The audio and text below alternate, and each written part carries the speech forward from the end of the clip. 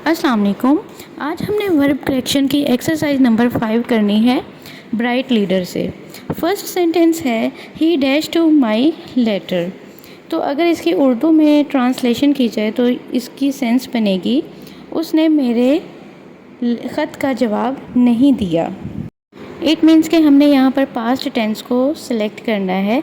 अब ए और बी देखा जाए तो बी ऑप्शन जो है वो है पास्ट इंडेफिनिट की और ए ऑप्शन पास्ट परफेक्ट की, बट अकॉर्डिंग टू सेंस इसमें डिड नॉट रिप्लाई ज़्यादा बेस्ट है, इसीलिए हम यहाँ पर डिड नॉट रिप्लाई को सिलेक्ट करेंगे। सेकंड है I dash this motor bike only a month एगो।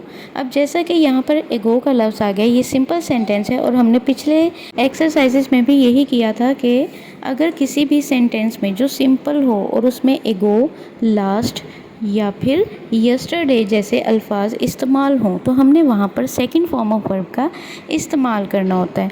इसीलिए अब यहाँ पर ये सिंपल सेंटेंस भी है और एगो का लफ्ज़ भी आ गया, इसीलिए हम यहाँ पर बी ऑप्शन यानी बॉट को सिलेक्ट करेंगे। थर्ड सेंटेंस है I dash when you talk. अब यहाँ पर दो क्लॉजेज हैं और ये व्हेन के साथ कनेक्ट है। अब जो सॉल्ड क्लास है यानी यू टॉक, उसमें हम सबसे पहले टेंस को देखेंगे कि इसमें कौन सा टेंस इस्तेमाल किया गया है। तो यहाँ पर फर्स्ट फॉर्म ऑफ वर्ब है, इट मीन्स कि यहाँ पर प्रेजेंट इंडेफिनिट टेंस को इस्तेमाल किया गया है, इसीलिए हम इसको जो ऑप्शन हमने सेलेक्ट करनी है वो भी हम प्रेजेंट में से ही लेंगे।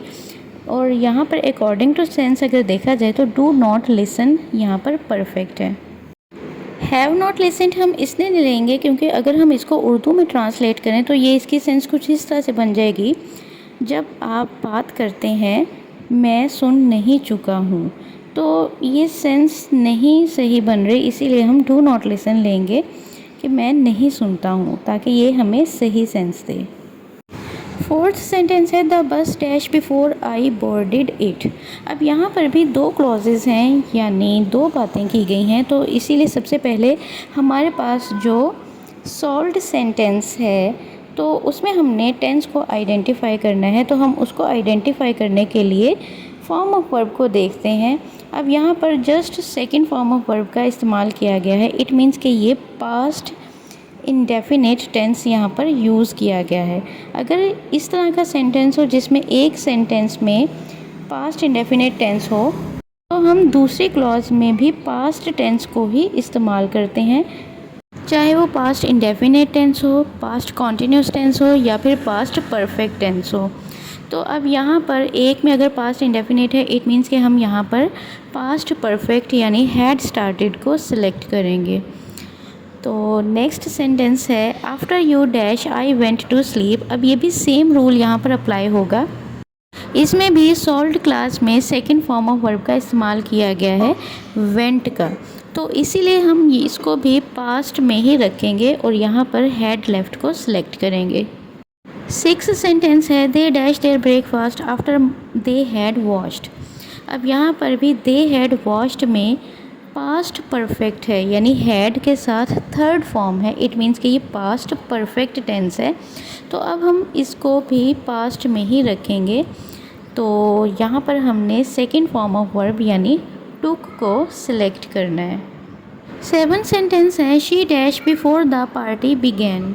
अब यहाँ पर द पार्टी बिगैन को अगर हम देखें तो इसमें भी सेकंड फॉर्म ऑफ वर्ब का इस्तेमाल किया गया है, तो इसीलिए हम यहाँ पर हैड लेफ्ट को सिलेक्ट करेंगे। सेवन सेंटेंस है she dash anything before he left. अब यहाँ पर भी जो सॉल्ड क्लास है ही लेफ्ट में सेकंड फॉर्म ऑफ वर्ब का इस्तेमाल किया गया है यानी लेफ्ट का, तो इसीलिए हम यहाँ पर अगर देखें तो एक ऑप्शन डिड नॉट से है और एक है हैड नॉट सेड, तो हमने यहाँ पर हैड नॉट सेड को सिलेक्ट करना है according to sense. Next sentence है she dash why we wanted to leave early. अब यहाँ पे वाई वी वांटेड को अगर हम देखें तो वांटेड जो है वो सेकंड फॉर्म ऑफ वर्ब है, तो हमने यहाँ पर पास्ट में ही कोई ऑप्शन को सिलेक्ट करना है, तो यहाँ पर हम आस्क्ड को सिलेक्ट करेंगे क्योंकि वांटेड भी पास्ट इंडेफिनिट का टेंस था, तो हमने यहाँ पर पास्ट की ही ऑप्शन को सिलेक्ट करना है। लास्ट सेंटेंस है the farmer dash the field when it started raining. अब यहाँ पर व्हेन इट स्टार्टेड रेनिंग को अगर हम देखें तो स्टार्टेड जो है वो सेकंड फॉर्म ऑफ वर्ब है, यानी एक क्लॉज में अगर पास्ट टेंस को इस्तेमाल किया गया तो हम यहाँ पर पास्ट टेंस ही रखेंगे, फिर चाहे वो पास्ट कॉन्टीन्यूस टेंस ही क्यों ना हो। तो यहाँ हम लेंगे the farmer was ploughing the field when it started raining. जब बारिश शुरू हुई तो किसान खेतों में हल चला रहा था।